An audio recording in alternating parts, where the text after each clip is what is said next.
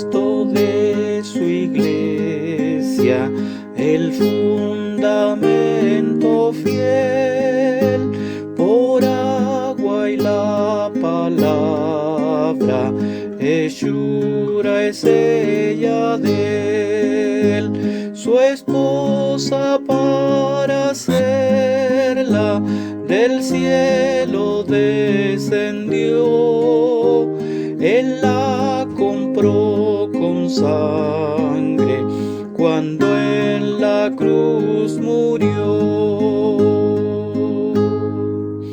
De todo pueblo electa, perfecta es en unión, ella una fe confiesa, Cristo es su salvación. Bendice un solo nombre, la Biblia es su sostén, con paso firme avanza, con gracia y todo bien. En medio de su lucha y gran tribulación, la paz eterna espera con santa expectación, pues Cristo desde el cielo un día llamará, su iglesia invicta entonces con él descansará. Con Dios aquí en la tierra mantiene comunión, y con los ya en el cielo forma una sola unión. Oh Dios, haz que en sus pasos podamos caminar, que al fin contigo, Cristo, podamos habitar.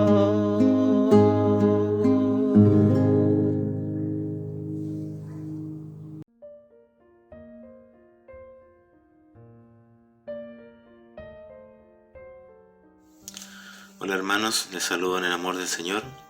Vamos a dar lectura al libro de Nehemías, capítulo 13. Aquel día se leyó en el libro de Moisés, oyéndolo el pueblo, y fue hallado en el escrito que los amonitas y moabitas no debían entrar jamás en la congregación de Dios, por cuanto no salieron a recibir a los hijos de Israel con pan y agua. Antes alquilaron a Balaam contra ellos para que los maldijera, mas nuestro Dios volvió la maldición en bendición. Y fue que, como oyeron la ley, apartaron de Israel toda mistura. Y antes de esto, Eliasib, sacerdote, siendo superintendente de la cámara de la casa de nuestro Dios, había emparentado con Tobías, y le había hecho una grande cámara, en la cual guardaban antes las ofrendas y el perfume y los vasos y el diezmo del grano y del vino y del aceite, que estaba mandado dar a los levitas y a los cantores y a los porteros y la ofrenda de los sacerdotes. Mas a todo esto yo no estaba en Jerusalén, porque el año 32 de Artajerjes, rey de Babilonia, vine del rey, y al cabo de días fui enviado del rey. Y venido a Jerusalén, entendí el mal que había hecho Eliasib en atención a Tobías, haciendo para él cámara en los patios de la casa de Dios.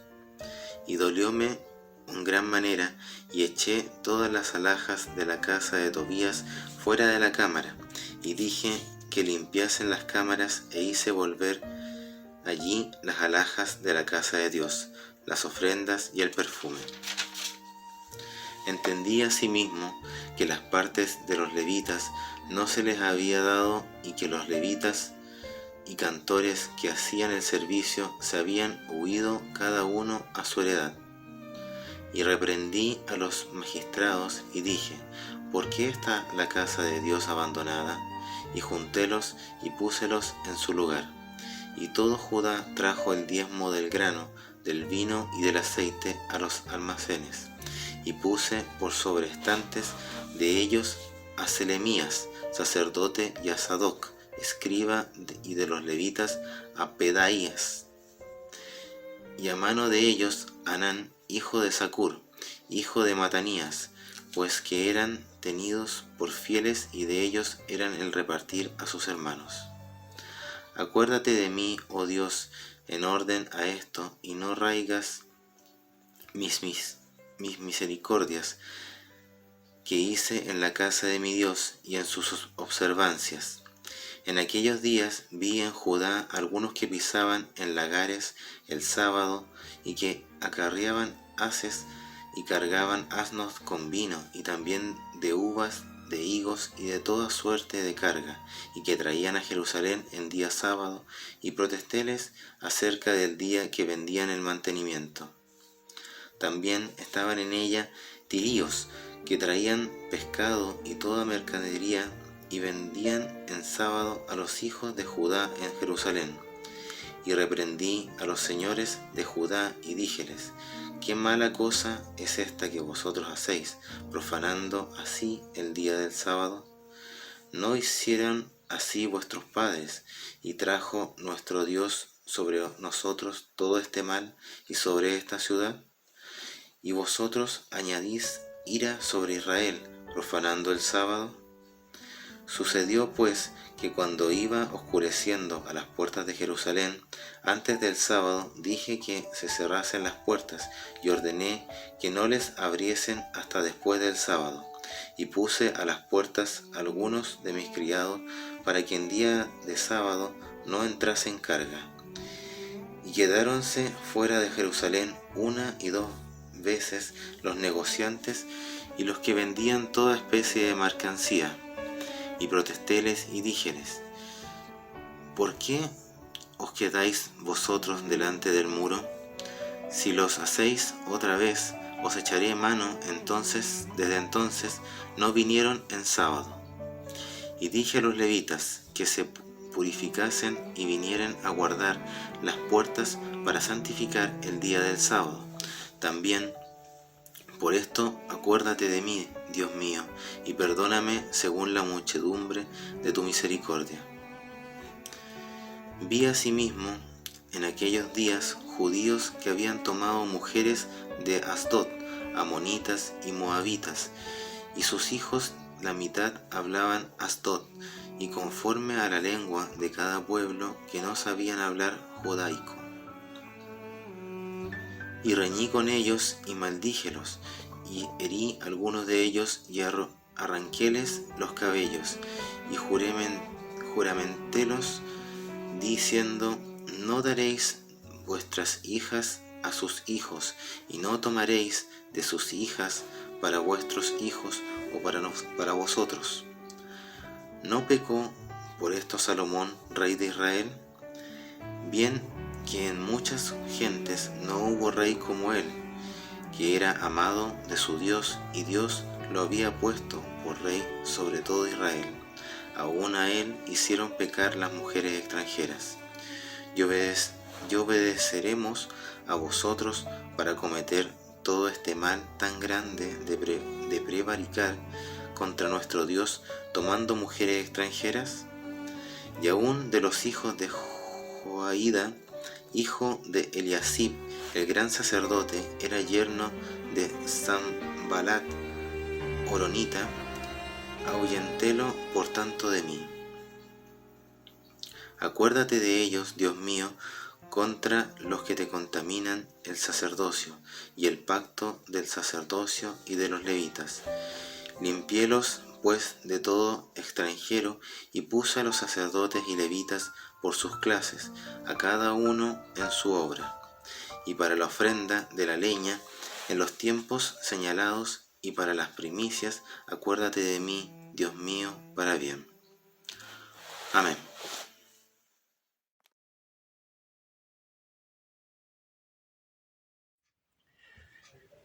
Buen día, hermanos. Doy gracias al Señor porque podemos de nuevo juntos estar algunos instantes frente a la palabra del Señor para fortalecernos en ella y meditar en sus consejos. Estamos en el libro de Nehemías. Llegamos hoy al capítulo 5. El capítulo 4 nos mostraba la furia, el enojo tremendo de Sanballat por el trabajo que están realizando el pueblo de Dios. El enemigo no está tranquilo cuando el pueblo de Dios trabaja en la obra de Dios. Y junto al ejército de Samaria y a otras ciudades cercanas, unen fuerzas para atacar al pueblo de Israel. Primeramente se burlan de ellos, hacen mofa de lo que están haciendo. Como no les resulta esto, se unen en un intento de ataque mortal hacia el pueblo de Israel. Pero Dios protege al pueblo y protege a sus hijos en todo tiempo del ataque mortal del enemigo. Y Nehemías ora, es consciente del peligro que tiene que enfrentar, pero él ora a Dios, confiado en ese Dios grande y terrible como él lo define, y sabiendo que la obra es grande, también él la define así, la obra es grande y larga, sabe que hay que permanecer unidos para no perder fuerzas, unidos en el trabajo, en la obra del Señor, y permanecer en oración. Mientras él medita en esta situación, viene a su corazón, por supuesto, el temor que el pueblo también tiene frente a esta situación que están viviendo. Y esto lo veremos reflejado en el capítulo 5. Llegamos así al capítulo 5, recordando, sí, que frente a esta situación, la advertencia de la palabra del Señor es velar y orar, estar atentos, vigilantes ante los ataques del enemigo, que no cesan, que están siempre presentes. Y ahí la palabra del Señor nos dice que debemos de tomar toda la armadura de Dios para permanecer firmes en el día malo, firmes contra las acechanzas del diablo, los engaños, torcer las situaciones que él conoce para producir daño. Esta es la acechanza del enemigo. Llegamos así al capítulo 5, pensando en que el enemigo va a buscar alguna estrategia para seguir atacando al pueblo de Dios. Mientras el pueblo está unido, es tremendamente peligroso. Restauran el altar para ofrecer culto a su Dios, construyen el templo para la adoración, están terminando de levantar los muros para aislarse del mundo, del paganismo, del pecado. Es peligroso. Y cuando la iglesia está unidos como en uno, en Cristo, también la iglesia tiene fuerza de testimonio, tiene poder frente a las tinieblas, frente al pecado, a su desempeño como luz del mundo y sal de la tierra. Mientras permanecemos unidos en el Señor, habrá esta fuerza. Hay que buscar alguna forma entonces, según el enemigo, de destruir. No nos resultó por fuera, diría Sanballat, entonces vamos a intentar por dentro, herirlos por dentro, quebrar la unidad, romper la armonía en el pueblo. Y esa es una estrategia que está usando también en nuestros días el enemigo. Una de las situaciones que se ha dado a través de la historia de la humanidad es la desigualdad social y económica. Y esto ha sido siempre y será hasta el fin de las situaciones que Dios permita vivir en este mundo a su iglesia y a todo el pueblo. No es entendible por el mundo esta situación, pero aunque se levanten revoluciones, estallidos sociales, protestas, esto permanecerá siempre. La iglesia toma partido también en estos movimientos sociales, cosa que no corresponde, porque estas desigualdades sociales frente a Dios no están. Existen, Él las ve, pero para Él, como seres humanos, somos todos iguales. Él no hace acepción de persona. Y eso lo dice allí en Efesios y lo manifiesta dirigiéndose a los nobles y a los siervos en una misma forma, dándole instrucción para que vivan en paz, en armonía. En Santiago capítulo 2, tenemos ahí un pasaje que nos da a entender que para Dios estas diferencias sociales van a ocurrir siempre, pero no deben afectar la comunión de los hijos del Señor. Hoy día sí que están afectando. Hay movimientos sociales dentro de las propias iglesias.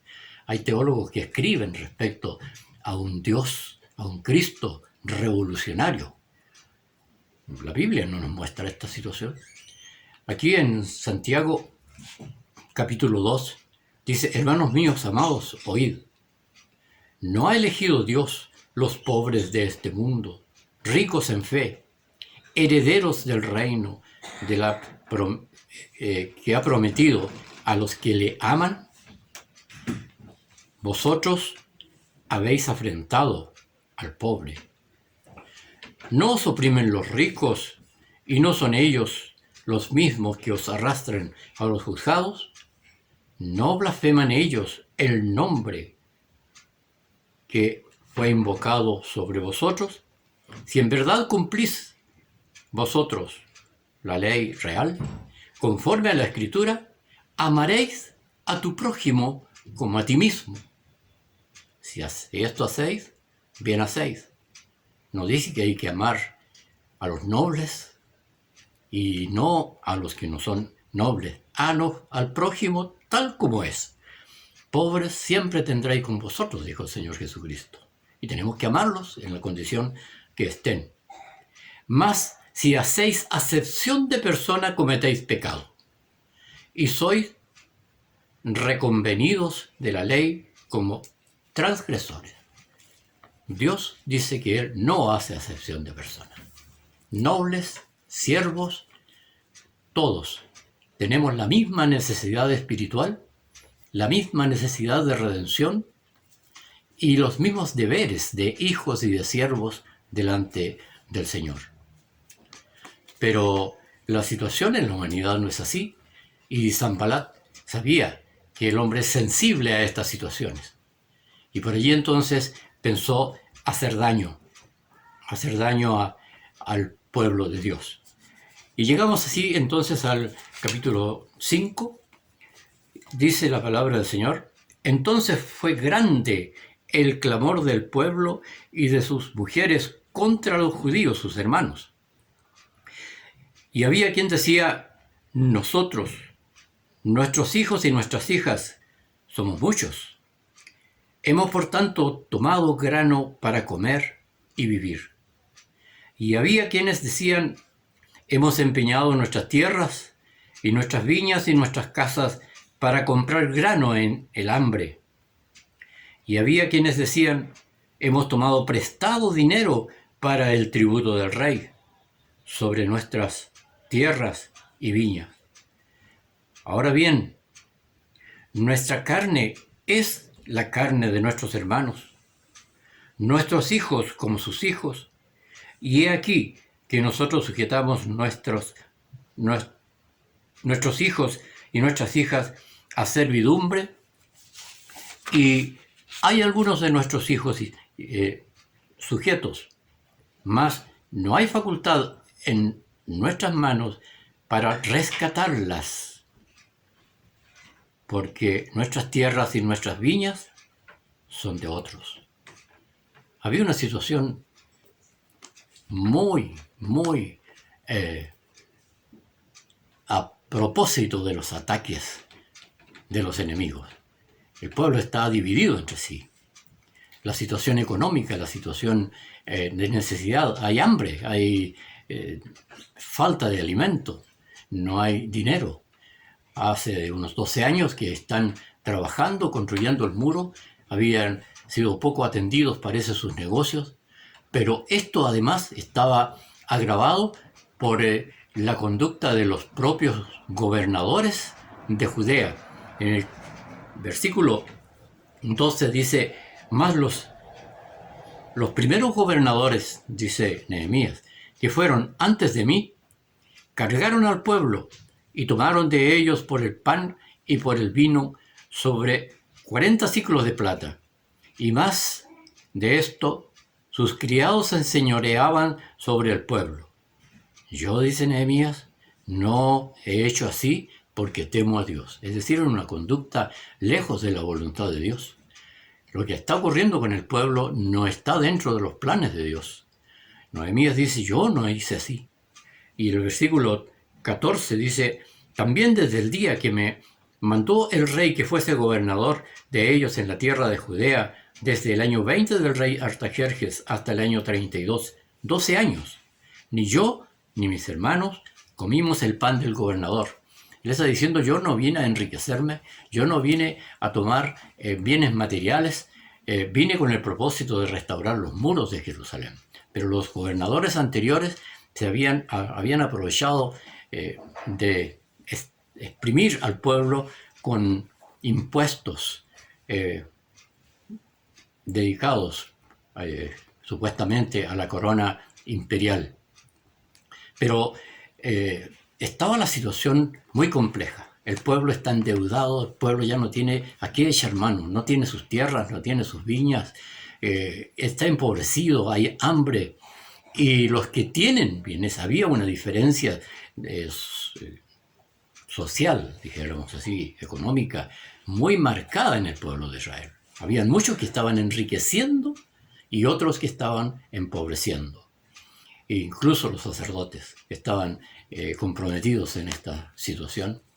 Y esto ya fue un clamor tremendo que llegó a los oídos de Nehemías. Y en el versículo 6 dice, y me enojé en gran manera cuando oí su clamor y estas palabras, cuando ellos reclamaron de lo que estaba pasando. Ya no tenían nada. Incluso les seguían cobrando impuestos para tributar, les habían seguido cobrando impuestos para tributar para el rey y no tenían de dónde sacar dinero. Y además de esto, seguían los impuestos, los intereses que les sobrecargaban la deuda que tenían con sus propios hermanos. Esa es la queja de ellos. Son nuestros hermanos. Nuestros hijos son como sus hijos. Somos del pueblo de Dios y estamos siendo así puestos en esta situación de dolor, de prueba. Entonces dice, lo medité entonces para conmigo. Fue fuerte el golpe que recibió Nehemías. Pensó, ¿cómo es posible que estemos dando lugar al enemigo, a los pueblos cercanos para que tomen burla de nosotros? Mira lo que está pasando entre este pueblo que dicen ser hermanos, hijos de Dios. Y hay una diferencia tremenda entre los que tienen bienes económicos y los que no los tienen. Le dolió mucho esto a Nehemías, dice, lo medité y respondí a los principales y a los magistrados y les dije, ¿tomáis cada uno usura de vuestros hermanos? Y convoqué contra ellos una gran reunión. Reunió al pueblo para enrostrarles esta situación que no era normal dentro del pueblo de Dios y que estaba siendo un arma muy poderosa para destruir al pueblo de Dios. El enemigo ya sabía que esta forma de introducir el mal el enemigo, Satanás, el príncipe de este mundo, que conducía a los enemigos, ya ha tomado conocimiento de lo que hay y está asusando a cada uno de los habitantes de Jerusalén para producir discordia, para producir desunión. Luego, un pueblo desunido, un ejército desunido, es presa fácil del enemigo. Una gran reunión y les dije, nosotros rescatamos a nuestros hermanos judíos que habían sido vendidos a las gentes conforme a la facultad que había en nosotros. Y vosotros aún vendéis a vuestros hermanos y serán vendidos a nosotros. Y callaron, no tuvieron respuesta. Ya había pasado mucho tiempo del cautiverio. Varones Dios levantó, fueron encargados para producir el regreso de estos esclavos del cautiverio hacia Jerusalén.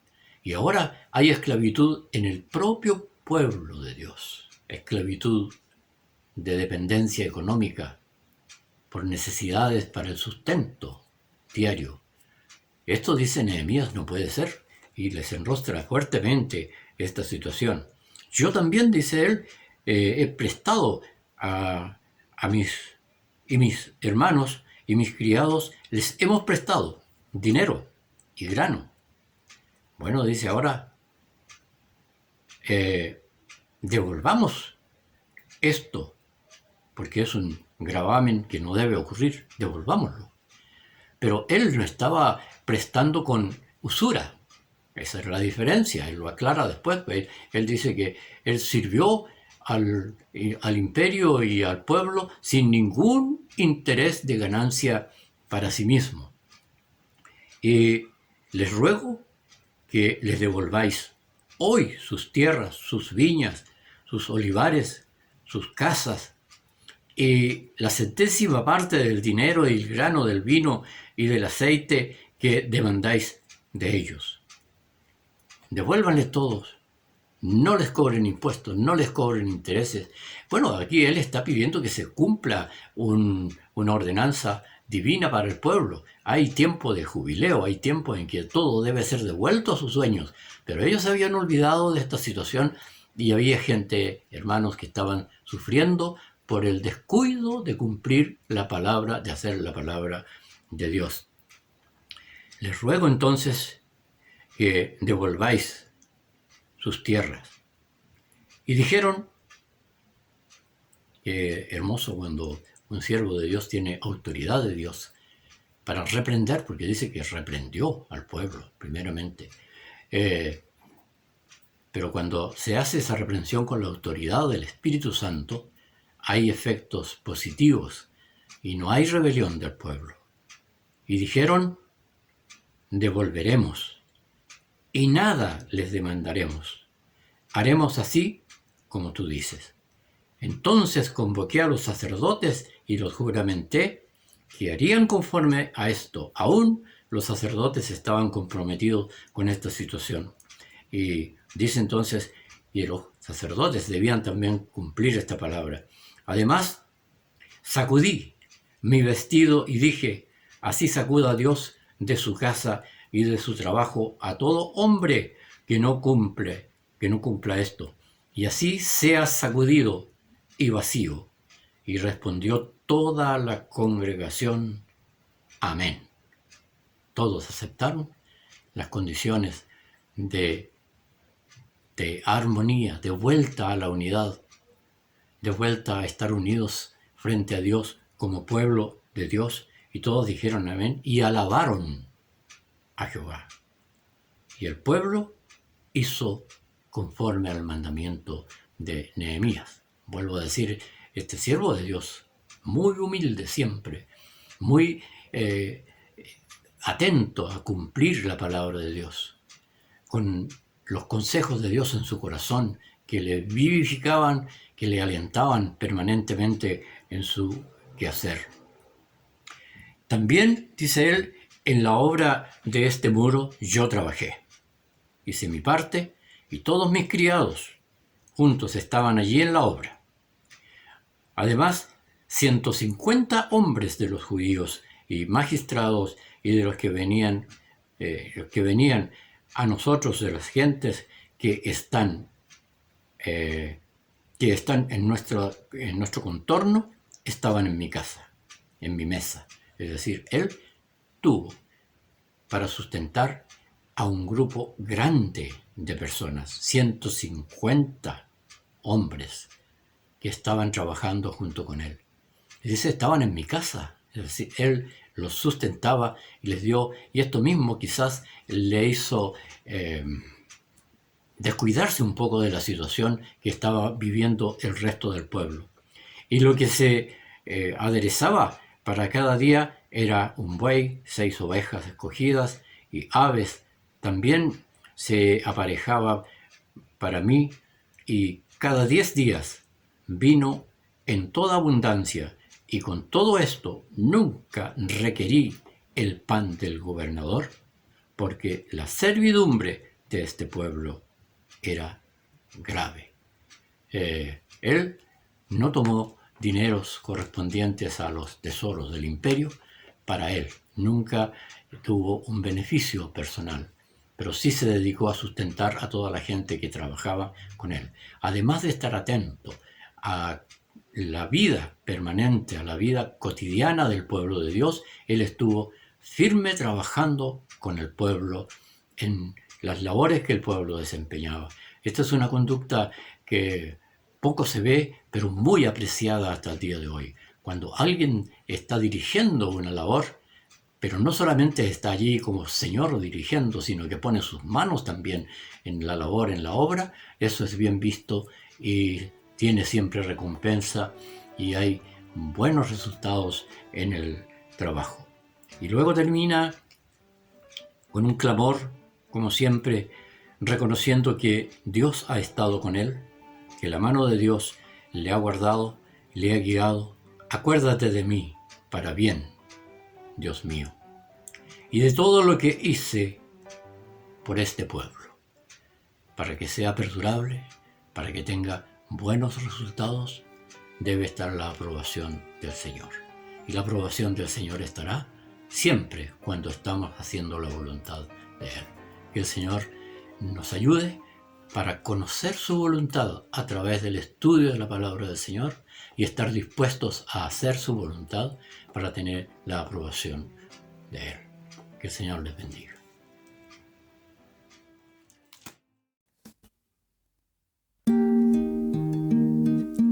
Señor Jesús, tú eres mi pastor, a tu cuidado yo vivo tan feliz.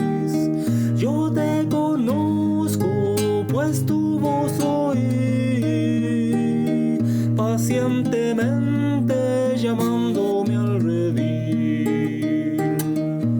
Mi pastor es Jesús, mi buen pastor es Jesús, mi pastor es Jesús, mi buen pastor es Jesús. En sus hombros Él me lleva cuando yo cansado estoy.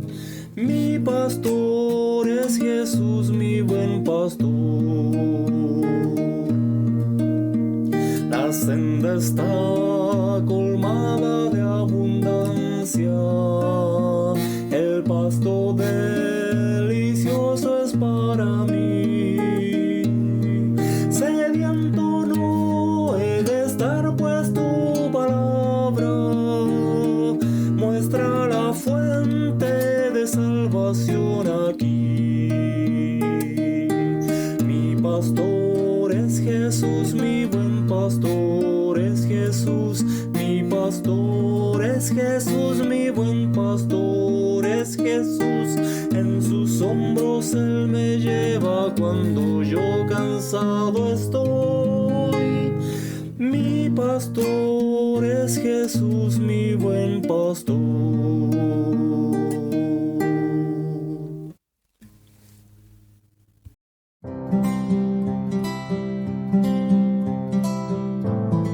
La Biblia es un libro muy grande y con muchas palabras. Pero ¿sabías que la Biblia no es solo para adultos? es para niños también y tiene muchas cosas que Dios quiere que tú sepas, cosas que puedes memorizar y guardar en tu corazón, porque los niños como tú son muy importantes para Dios. Un día, mientras Jesús estaba contestando algunas preguntas sobre la familia, un niño se le acercó para que lo bendijera. Los discípulos, pensando que esto le molestaría a Jesús, le dijeron que se fuera. Pero Jesús quiere que los niños vayan a Él. Mateo 19, versículo 14.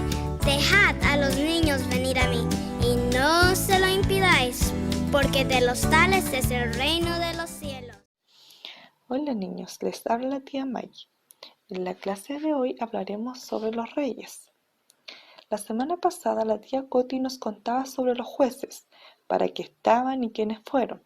Después de este periodo vienen los reyes, que será el tema del día de hoy. Cuando Samuel ya estaba viejo, puso a sus hijos por jueces, Joel y Abia. Pero ellos no eran como Samuel, ellos volvieron sus caminos a la avaricia, dejando de sobornar y pervirtiendo el derecho.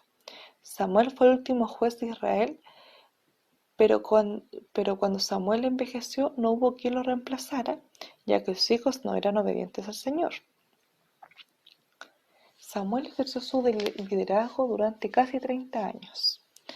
El pueblo de Israel, al ver la avanzada de Samuel y la maldad de sus hijos Joel y Abías, pidieron que les pusiera un rey.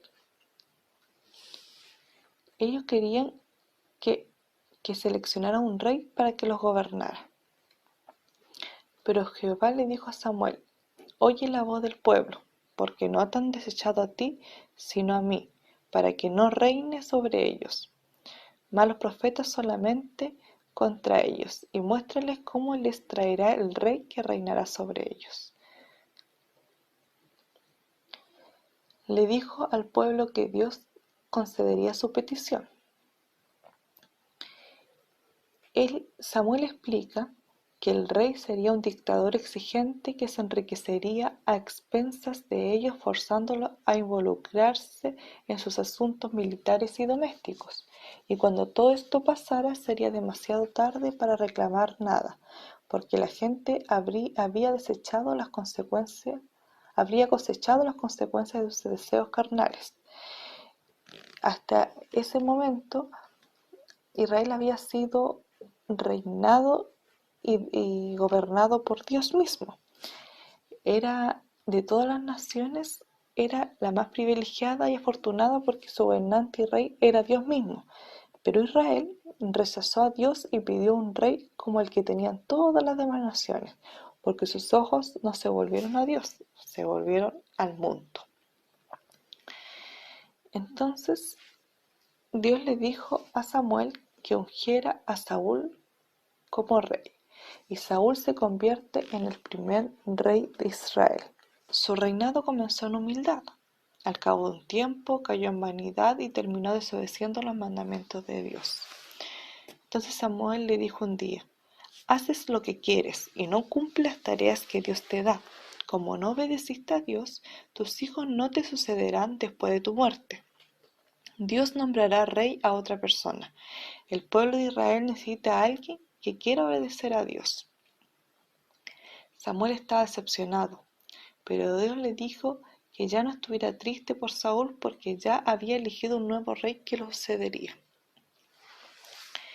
Dios envió a Samuel con Isaí, porque de sus hijos saldría el próximo rey. Organizó una fiesta e los invitó. Vio a todos los hijos de Isaí, que eran altos y apuestos. Entonces Samuel se preguntó: ¿será el mayor? Pero Dios le dijo: no es ninguno de ellos. Así que le preguntó a Isaí si tenía algún otro hijo. Isaí le dijo: sí, tengo otro hijo, el menor. Él no vino porque está trabajando cuidando los rebaños. Entonces Samuel le dijo: ve y llámalo, porque la fiesta no está completa sin él. Cuando lo vio se dio cuenta que era de hermoso parecer, y Dios le dijo: levántate y úngelo, porque este es. Y Samuel tomó el cuerno del aceite y ungiólo como rey en medio de sus hermanos. Y después y desde aquel día en adelante el Espíritu de Dios tomó a David. Luego de esto volvieron a Rama. David era pecador como todos nosotros, pero lo que lo hacía especial es que reconocía su pecado, trataba de vivir una vida agradable ante los ojos de Dios. David también fue un profeta de Dios. Muchos de los salmos fueron escritos por él por inspiración del Espíritu Santo. Al ser un pastor nos compara como ovejas extraviadas que necesitan un guía que dirija sus caminos de injusticia a pastos delicados y aguas de reposo. Él escribió cantos, alabanza y oraciones a Dios en gratitud por su gran amor y misericordia. David llegó a ser un rey muy rico. Él construyó una casa muy bonita de piedra, madera y oro. Un día David quiso construir una casa de piedra, madera, plata y oro para el Señor. Dios estaba de acuerdo, pero le dijo que no sería él quien la construyera, sino uno de sus hijos. Dios le prometió a David que su reino saldría un rey mesiánico, que establecería el reino de Dios en las naciones y vendría a cumplir las promesas hechas a Abraham. Entonces el libro de Reyes cuenta la historia de la larga lista de reyes que suceden a David, pero ninguno de ellos estuvo a la altura de la promesa. Cuando David fue anciano ya, sucedió su trono a Salomón, su hijo, y sus últimas palabras fue un llamado a permanecer fieles a los mandamientos de Dios y permanecer leales solo al Dios de Israel. Y David le dice que haga con Adonías, Joab y Abiat según lo que dicte su sabiduría. Por consecuente, Salomón los castiga dándole la muerte.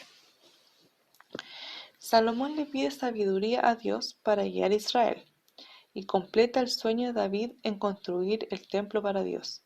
En la Biblia se describe con detalle cómo se crea este templo, con mucho oro y joyas, adornos con figuras y árboles frutales que hacen eco del diseño del jardín del Edén.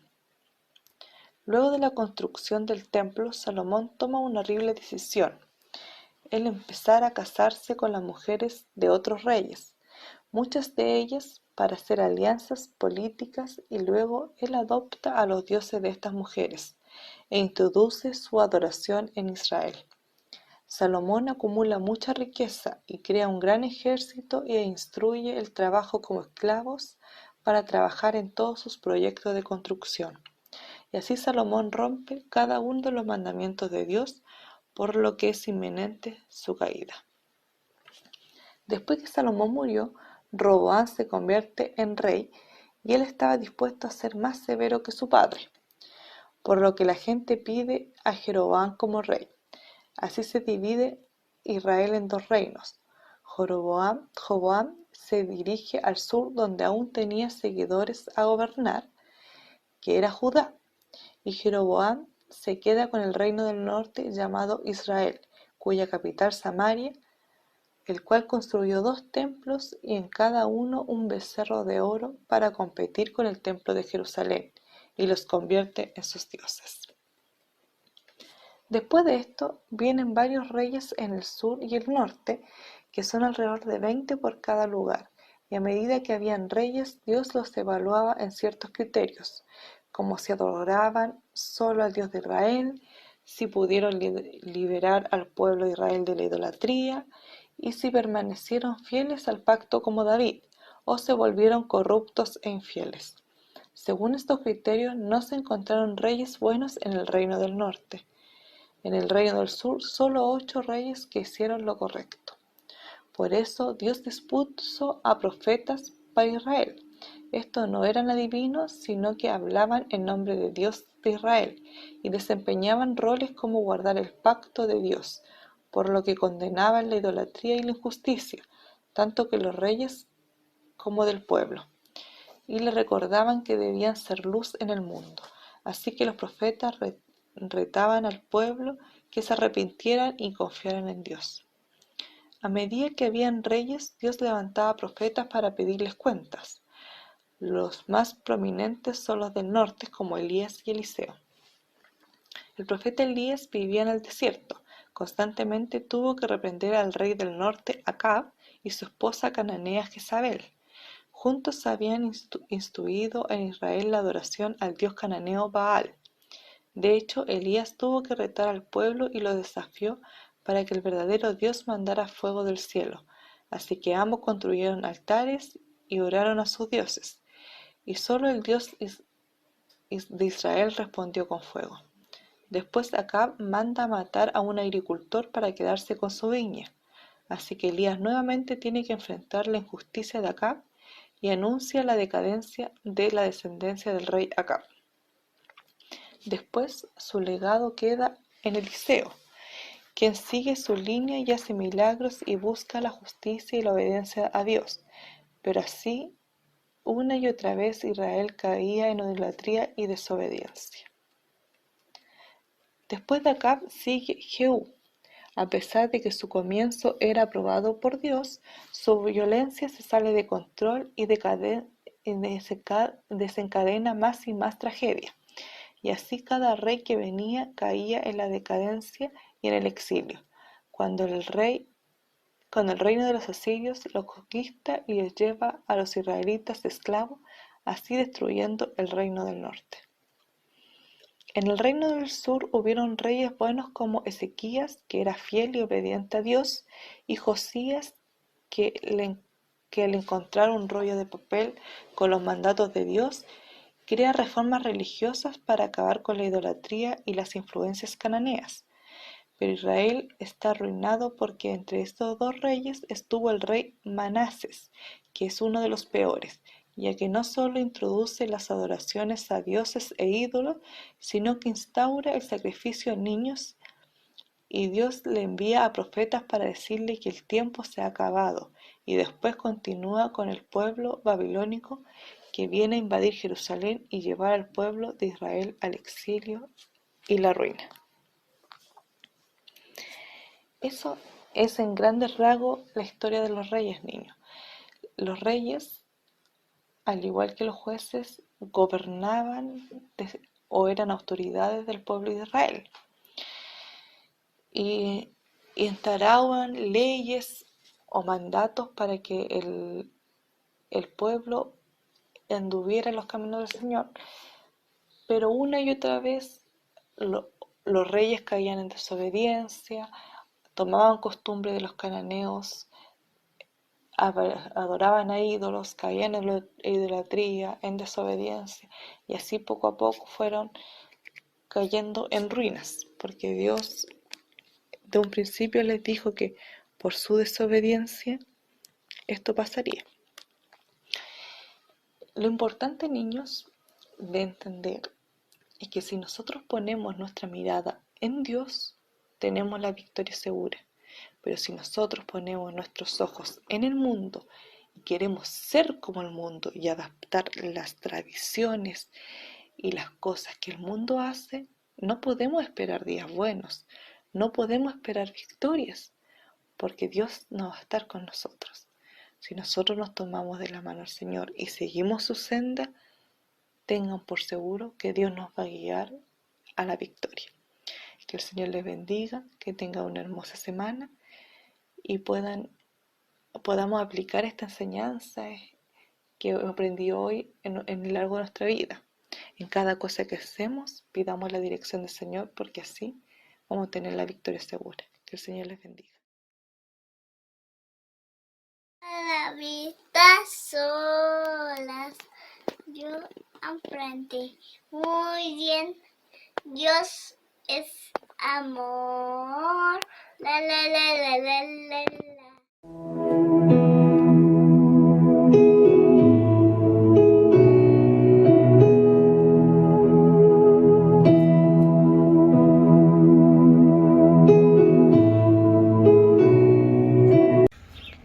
Muéstrame, ojo, va tus caminos. Enséñame tus sendas. Enséñame tus sendas. Salmo Salmo 25:4. Salmo 25:4. Muéstrame, oh Jehová, tus caminos. Enséñame tus sendas.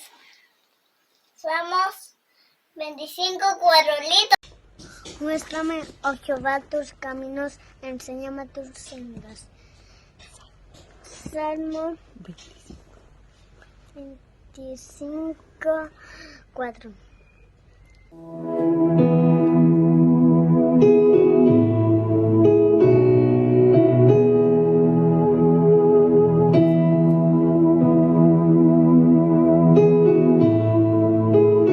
Porque los que son guiados por el Espíritu de Dios, los tales son hijos de Dios. Romanos 8:14. Porque todos los que son guiados por el Espíritu de Dios son tales, son hijos de Dios. Romanos 4:14.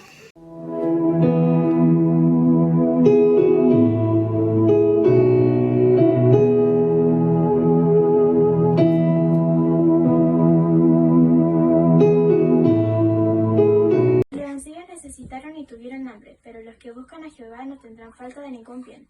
Salmos 34:10. Los leoncillos necesitaron y tuvieron hambre, pero los que buscan a Jehová no tendrán falta de ningún bien.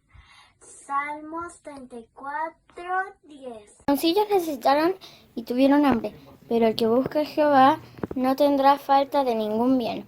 Salmo 34:10. Los leoncillos necesitaron y tuvieron hambre, pero los que buscan a Jehová no tendrán falta de ningún bien. Salmos 34:10.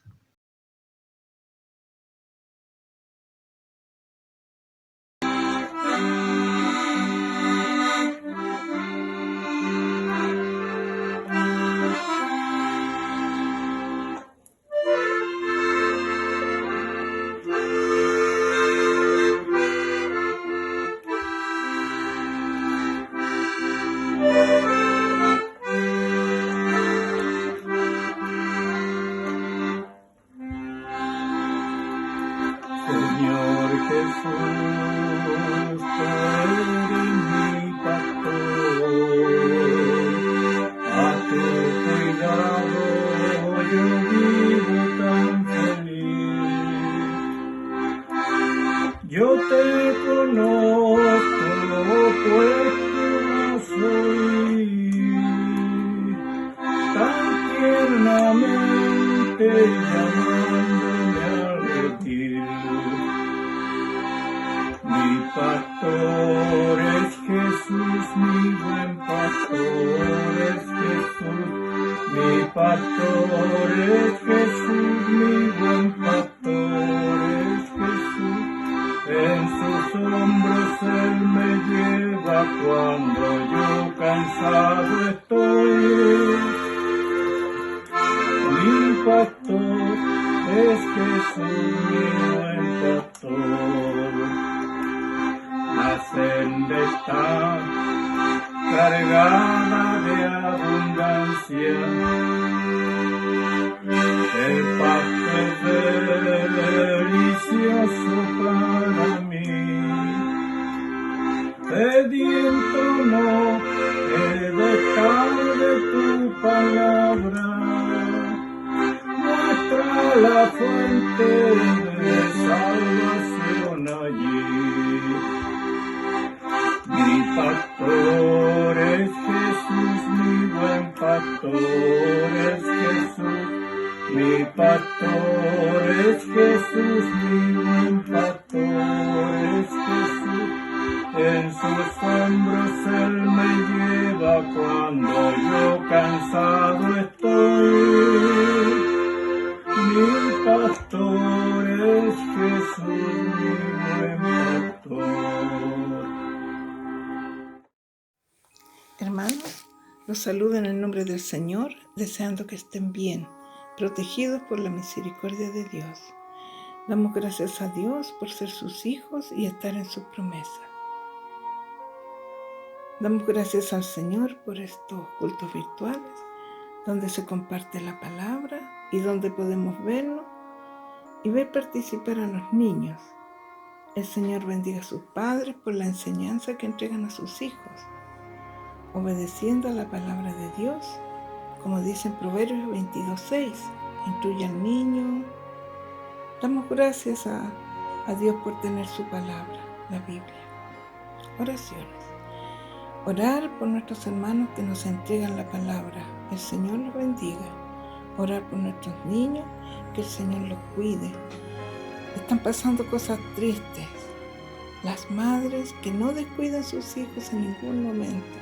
Estamos viviendo tiempos peligrosos. Orar por nuestro hermano Marco. El esposo de su mamá está enfermo. Oremos por conversión y salud por don Humberto y por la señora Margarita, mamá de nuestro hermano. El Señor obre maravillosamente en sus vidas. El Señor los ayude por misericordia. Orar por favor por la mamá de mi yerno, la señora Delfina Sánchez. Tiene problemas de salud graves. El Señor la ayude y la fortalezca por misericordia. Orar por nuestro hermano Juan Hilario, por su trabajo. Su negocio no está muy bueno. Orar por la hermana Guillermina, aún no sana de su pierna. El Señor la fortalezca y la sane por misericordia. La palabra de Dios nos anima y dice en el libro de Isaías, capítulo 41, versículo 10. No temas, que yo soy contigo. No desmayes, que yo soy tu Dios que te esfuerzo. Siempre te ayudaré, siempre te sustentaré con la diestra de mi justicia. Amén. Gloria a Dios.